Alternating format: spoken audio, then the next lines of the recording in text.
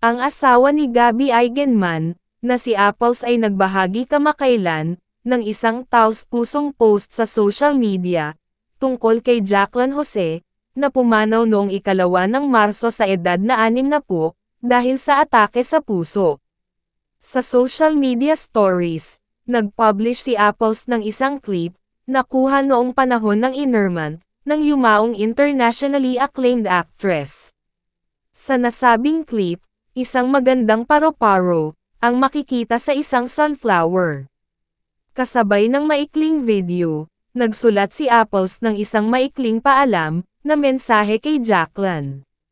Aniya, ang yumaong bitiran ng aktres, ay mananatili sa kanilang puso magpakailanman, at hilingin ang kaluluwa ni Jacqueline ng walang hanggang kapahingahan.